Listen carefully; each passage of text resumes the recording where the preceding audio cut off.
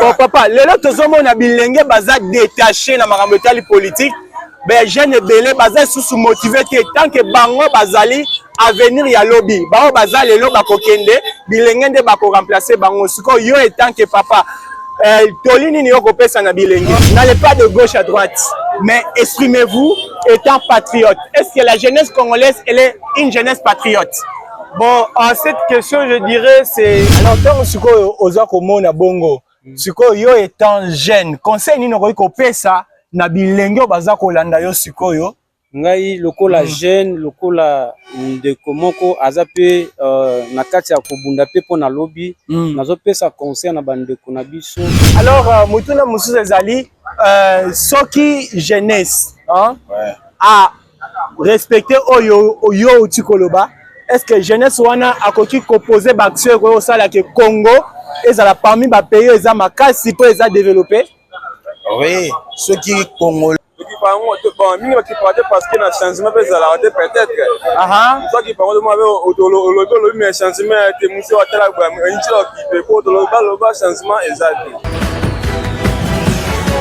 Bienvenue dans votre chaîne Canal RD officiel, une chaîne de savoir, de la conscience et surtout de l'inspiration. Aujourd'hui, nous sommes venus pour vous parler sur une thématique très importante dans votre émission Aimons la patrie, Tolinga Ekolo. Une émission qui nous révèle des réalités politiques, des réalités éducatives et surtout des réalités sociales et économiques dans notre pays. Mais cette fois-ci, nous sommes ici dans la commune de Matete. Awatoe Kolobela, Nalikambo etali bongo, pona nini bilenge basokipaka na makambo etali politique te tant que bangonde baza avenir yalobi. Nous sommes ici dans la commune de Matete. Comme vous voyez, ici, nous sommes dans les différents quartiers parce que la commune de Matete n'a pas des avenirs, il n'y a que des quartiers. De l'autre côté, il y a le quartier Baboma. De l'autre côté aussi, il y a le quartier Maïndombe. Et aujourd'hui, nous allons interviewer les Matetois et les Matetoises pour qu'ensemble, Toyeba, Ponanini, Bilenge, Bazali Bongo, ko beta makambo politique car tant que bangonde bazali lobby ya école na biso tozo kende awa to discriminaka te to talaka te mutu nde senga za liloba o senga za na liloba te mutu nyonso tu aza na droit ya koloba na maimatali école po ete elongo to tonga école oyo ezali makasi oyo ezali moko pe oyo ezali kokende liboso. Dans peu de temps, continuez toujours à nous suivre et vous n'en serez jamais déçus. Jonathan Passaï, Koutankite, fils de Botetera Fumbaolo Kicholo Memba, c'est votre présentateur de cette émission Aimons le pays. Awana zape na Congolais moko, mwana mboka oyo tolobaka des pères et des mères, oyo bongo azape na mwa makanisi ya koloba pone tali mboka papa mbote. Papa kombo Kifuani Kibunseki Titi. Ah, papa Kifuani Titi. Ah, tozane sengo makasi. Papa lelo tozomona mboka ndenge ezali kokende yoko ikoloba nini? Bon, mboka ndenge ezokende ndenge ya malamu. Alors, mingi bazoka seki mboka ezokende ndenge ya mabe parce que bayebi contradictoire ya ba ezoleki be passe ya guerre ba tout ça. Mais à condition na ndenge autre ezotambula mboka na mikolo. Oui, en tout cas, travail ezoleka malamu. Donc, ma contribution ça moins effort ndenge sengeli côté mboka etambo surtout ndenge ba professeur que ba commune ba banda ko rebâtir yango yango nde ezopesa makitoko nga Matete malgré ba je déjà ko sala bongisa bandela makambo ebele to sala bandela ba côté ya commune ko Matete ba comme déjà ba leki Kinsaku. Ah oui. Bon papa, lelo tozomona bilenge baza détaché na makambo etali politique. Ben jeune belé baza sous motivé tant que bango bazali avenir ya lobby. Bango bazali lelo bakokende bilenge nde bako remplacer bango. Siko yo tant que papa Tolini ni yoko pesa na bilenge. Oh, nga tolini yoko pesa bango sengeli maluka ndengi ya kosala ya ko il besoin la kotanga. Oui, kotanga bien. Après l'avenir que luka ndenge bazozwa mayele wana on osala misala. Mais pour le moment jeune oba bami pesika ndenge ya muyibi kuluna alors loko wana nde eloko ezopesa mpasi mpona mosala peut-être eza na lukaka te soki mosala eye ebele peut-être mosala wana bakituna balingana ekosila yango. Merci papa tokomi na suka liloba na yo po ete to retire moment na yo. Ngai nasengi bajeune nyonso baluka moyen ya kotravailler koluka kotanga mpe kotravailler surtout na koluka misala oyo ya kosala soit métier eza te omoni mosala oyo esengeli kosala epesa yo mwa avantage ya mbongo sala yango kosala yango kosimba mbeli nde eza mabe yango te eloko kuti nga feyi na kutu yango nalingaka kutu yango te so amonika moto ayembeli kosala na boma na ngai. Merci beaucoup papa Titi eza mbala suka pe te comme eza mbala liboso tokosolola lisusu tosepeli makasi kozala na yo elongo. Merci papa. Mukolo malamu na yo. Merci beaucoup. Ndenge boyoki papa alobi ete ya malamu eza elenge kotanga kelasi po ete yonde oko remplacer bay oyo bazali kokamba biso lelo. Merci beaucoup. Tozo koba kaka awa toza na matete. Tozo rappeler bino toza na matete. Tozo koba lisusu kotuna mituna pe kozwa ba idée ya bato ebele po ete makambo ya mboka na biso ekende liboso par rapport na ba idée moko na moko akopesa. Merci beaucoup. Merci beaucoup. Vous venez de voir, on a fini avec papa Titi et cette fois-ci nous sommes devant notre frère et un communicateur aussi, c'est quelqu'un qui est vraiment engagé pour conscientiser la jeunesse de Kombote. Merci beaucoup. Soki côté la caméra pour se présenter, bon bazolanda biso na tang oyo bayeba ozanani comme on a yo nyoso tout on sali présentation. Oui, merci beaucoup chers confrères journalistes. Par rapport à la présentation, je suis aussi Casimir Kaboya Béa. Je suis journaliste reporter sur Yousra Télévision, une chaîne de télévision bien sûr, une télé facile, émettant ici à Kinshasa Limité. Comme nous, on a fait la descente à la commune de Matete, nous sommes en train de nous interroger pourquoi la jeunesse ne s'intéresse pas de la politique. La jeunesse n'est pas l'actrice principale de la politique parce que c'est elle qui va remplacer ce qui nous dirige aujourd'hui. Pour Nayo, ceux qui disent babi makamba politique donc qui parate, makamba mboko to landarate. Pour Nayo, pourquoi il faut ça l'analyse ni? Oui, merci d'abord pour la question me posée. Tout d'abord, on revient d'abord par la politique. La politique est belle, la politique n'est moi Masanomo Koboé, mais la politique, on peut dire c'est une façon de gérer.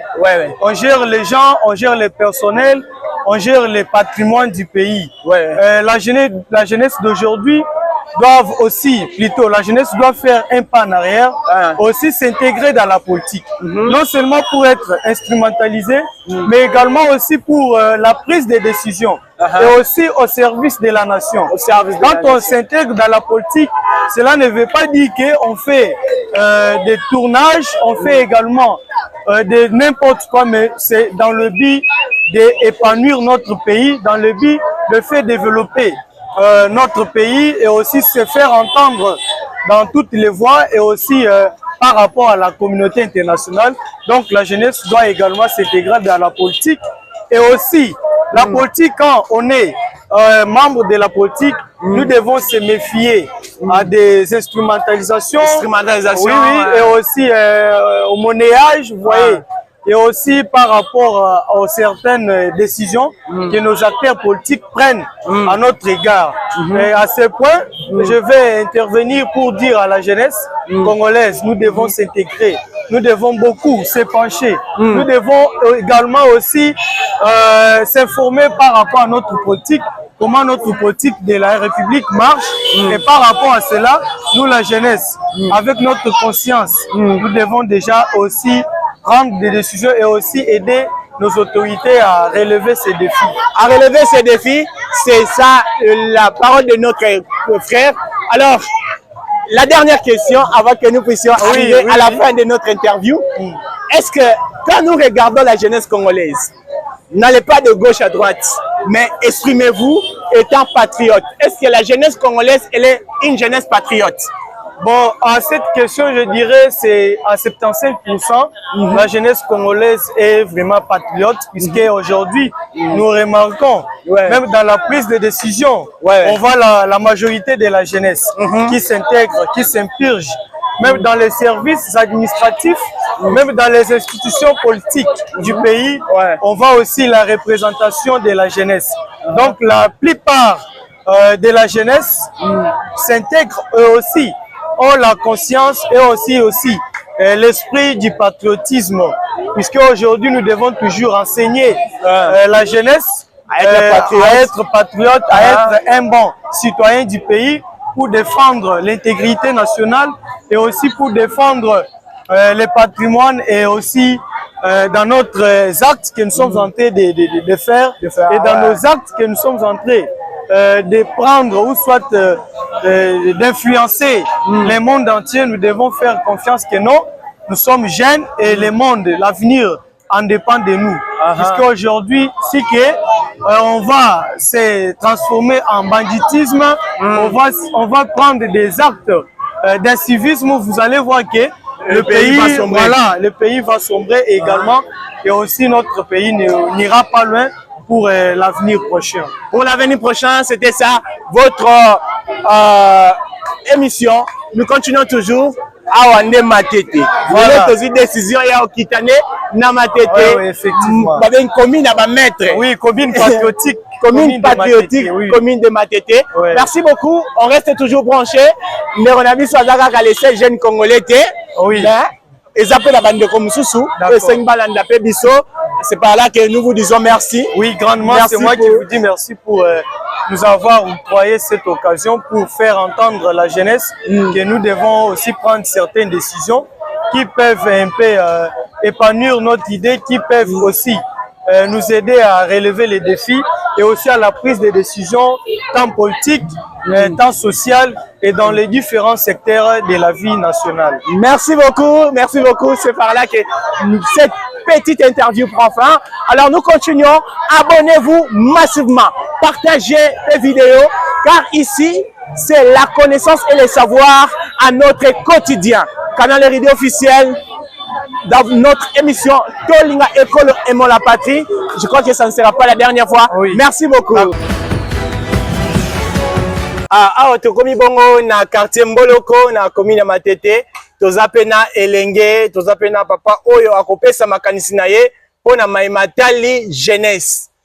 Akoyebisa biso kombo na ye nani pe nini akozo remarquer na attitude ya jeunesse face na ba réalité o ezoleka na mboka. Papa topesi yo mbote. Mbote papa. Kombo na nani? Ngai naza Ndeko Patrick.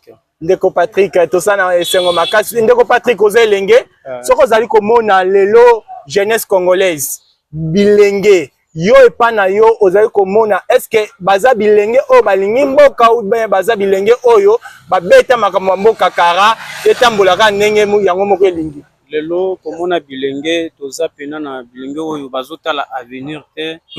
D'abord première des choses makambo eza d'abord bafoué à partir ya famille parce que baboti ya lelo bazokipe vie ya bana te parce que pona koyeba ke bana lelo ou baza jeune lelo lobi pe bakozala ba parents bakozala ba responsable nde eloko tozomona ke bilenge ya lelo soki totali malamu te bakoki kozala pe ba remplaçant lobi te parce que pour moto azala pena remplaçant il faut azala d'abord responsable na makambu azala pe na bakage éducatif kotala lelo bana ba jeune ya lelo bazo s'équiper te na makambu etali éducation na kotanga lelo comme mpesa kaka na kosala mabe futilité mamoyo zango superficielle zangatina. Alors tant sikoyo oza komona bongo sikoyo yo étant jeune conseil nini okoki kopesa na bilenge baza kolanda yo sikoyo? Ngai lokola jeune lokola ndeko moko aza pe na kati ya kobunda pe pona lobby nazopesa conseil na bandeko na biso ba oyo bazomona lelo il faut ba kanisa nanu ke kozala ba responsable à lobby ba kozala pe ba parents lobby soki bango moko nanu bayebi eloko esengeli kosala te ndenge nini bakoyekolisa pe bana na bango bakobota. C'est-à-dire conseil nazopesa na bango il faut ba iniye ba ke bakozala pe ba responsable lobby. ba contrôler pe ba action na bango. Alors on a kako lobby pour na ba jeune alors to komi vraiment na suka alors ba o pe bazo kamba biso lelo conseil nini ko kopesa bango yango na opesa pe na ba konzi na biso mboka ba kotala eloko etali éducation ya bana soki mwana azui d'abord éducation normale était kolandelaka bana na temps ya makambo etali classe il faut ko sala nyonso eke lokola balobaki il faut éducation ezala gratuit balandela makambo wana est-ce que ezotambola malamu parce que eza bakoloba eloko me bazokoka kolandela yango te so balandela yango te ekotambola malamu te. Donc l'état a vraiment ba précaution na matali botangi kelasi ya bana batanga bien atako tobi ke classe eza ofele mais il faut kolandela eza ofele na lolenge nini so eza nango ofele mais na lolenge moko ya mabe eza comme si lobby vraiment tozo garantir mboka na biso te avenir mboka te. Ezo salema na danger mususu ezaki bakoloba éducation eza ofele kotangisa bana ezo ofele mais komi na école wana bazotangisa bana ofele bana bazotanga ndenge esengeli te c'est-à-dire omoni bato mususu bakomi préféré kotia bango na bana na bango na ba école privée à cause que place bazokende bazozwa éducation malamu te bazotangisa bango comme il faut te. Merci beaucoup papa Patrick. Noloba Tewana nde maloba nanga ya suka yango wana. Merci beaucoup papa Patrick. Ozo bon koloba liboso ya bilili ya chaîne Canal RD officiel yango wana pe tozana esengo makasi nde je crois que na mikolo ezali koya tokuta na pe lisusu tokoloba vraiment mikolo mwa tango ebele tozana esengo makasi ya ko kabula tango na yo yango nga pe na sepeli makasi nde tunanga. Merci beaucoup mko madame papa. Merci. Tozokoba awa tozabongo na quartier Banunu et tokutani pe na oyo aza elenge oyo akoki ko apporter makanisi na ye bwanya na ye pe mayele na ye na mboka po ete mboka oyo ekende liboso ezali kaka pona baye bazali ko kambate me mboka ezali pona biso nyonso. Papa na pesi yo mbote papa kombo Papa Christian lelo soki tozolobela makambo matali bilenge ba jeune est-ce que pona yo étant jeune au monaka ba jeune congolais baza ko se caractériser na nini est-ce que eza jeunesse oyo aza prête ya ko assumer ba responsabilité à l'avenir ya lobby?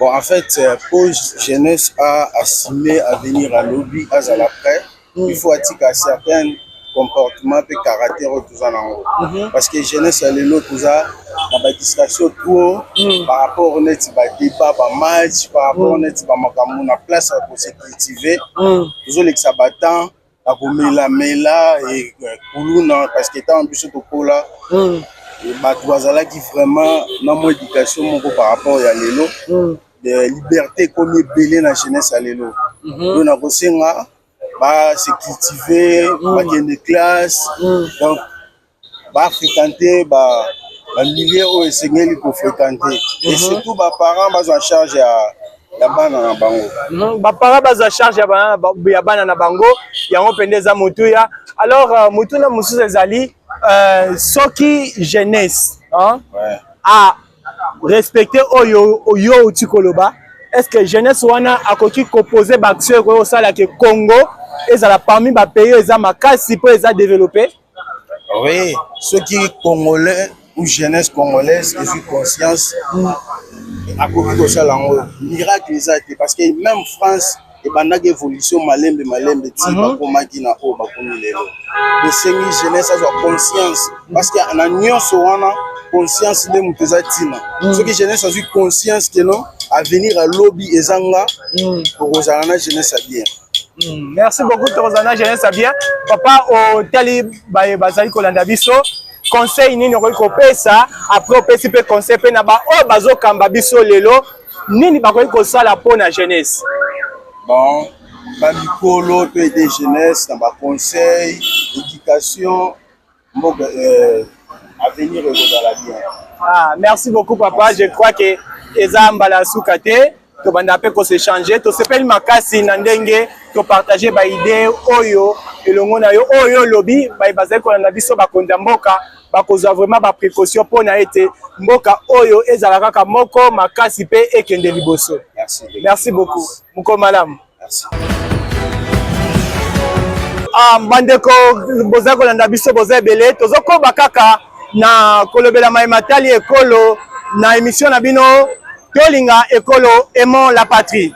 Alors nous sommes ici à Baboma et Banounou, pardon, c'est pas Baboma, c'est Banounou. Nous sommes ici au quartier Banounou, plus précisément Awa, Toké Limete, Changu, Toké côté à Lemba, Awa Ndesikoyo, Tozali ko Solana bandeko, pona koloba makambo etali bongo bilenge, koyeba est-ce que jeunesse congolaise eza jeunesse oyo ekoki ko contribuer pour na développement ya mboka na biso, est-ce que eza jeunesse ya avenir yango toza na maniema na biso ayambi biso awa toza na esengo makasi papa topesi yo mbote.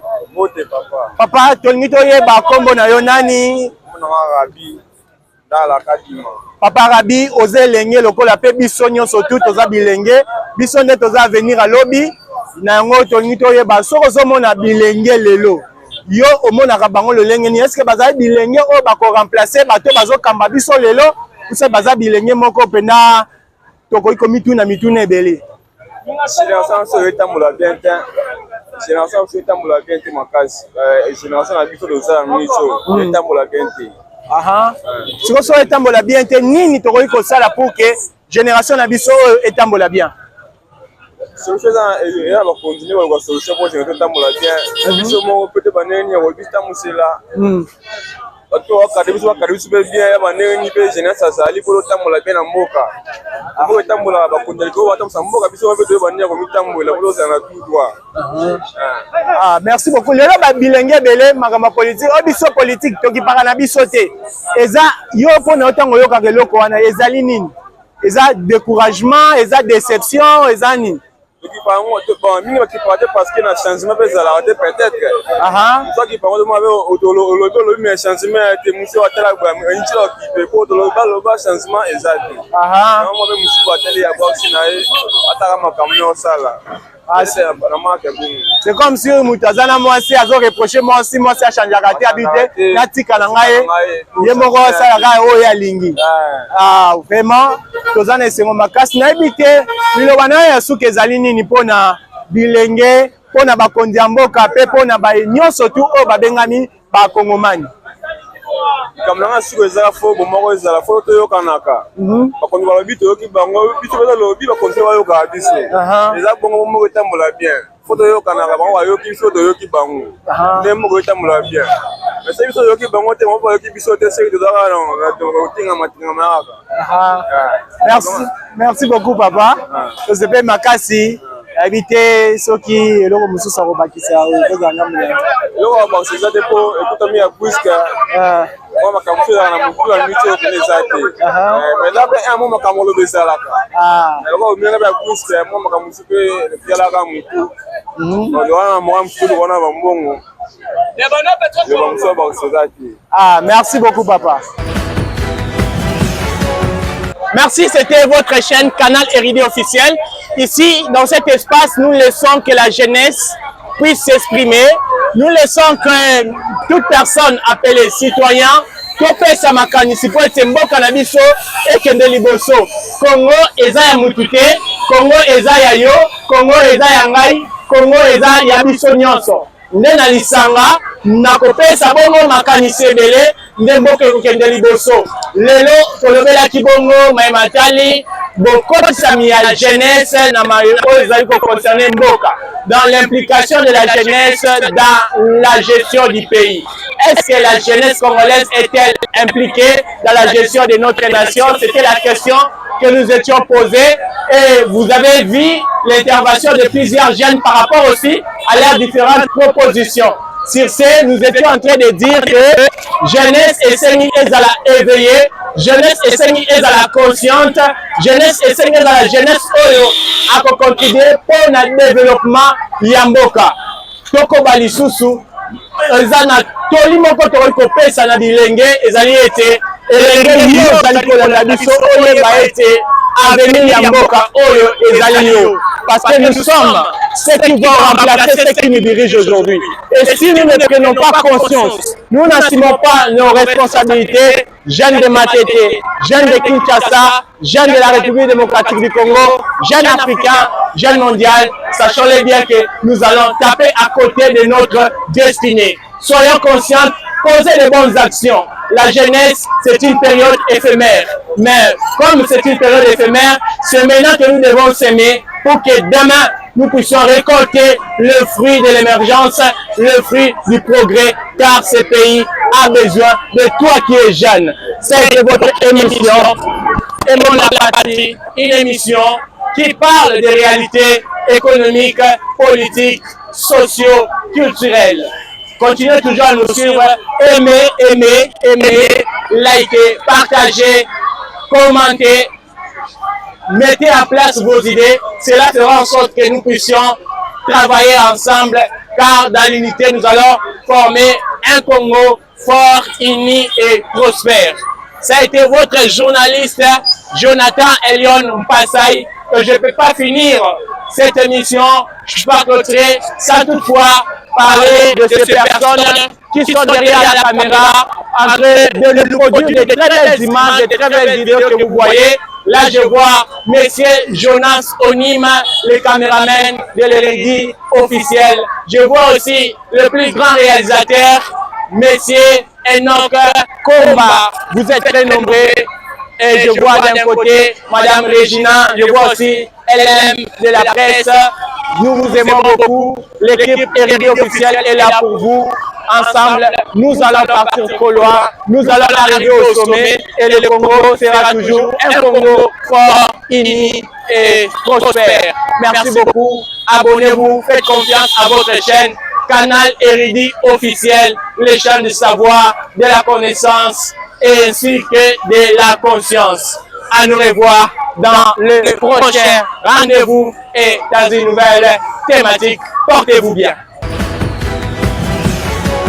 Bon papa, lelo tozomona bilenge baza détaché na makambo etali politique, ben jeune ebele baza susu motivé te tant que bango bazali avenir ya lobby. Bango baza lelo bakokende, bilenge nde bako remplacer bango. Siko yo tant que papa, tolini ni yoko pesa na bilenge. N'allez pas de gauche à droite, mais exprimez-vous étant patriote. Est-ce que la jeunesse congolaise, elle est une jeunesse patriote? Bon, à cette question, je dirais, c'est... Alors, tant que oza komona bongo, sikoyo yo étant jeune, conseil nini okoki kopesa na bilenge baza kolanda yo sikoyo? Ngai lokola jeune, lokola ndeko moko aza pe na kati ya kobunda pe po na lobby, nazopesa conseil na bandeko na biso. Alors mutuna mususu ezali soki jeunesse a respecter oyo uti koloba, est-ce que jeunesse wana akoki proposer baction ko sala ke Congo ezala parmi ba pays eza makasi po eza développé? Oui, ceux qui Congolais parce que na changement peut-être soit qui parle de moi au changement était monsieur atala ba changement exact.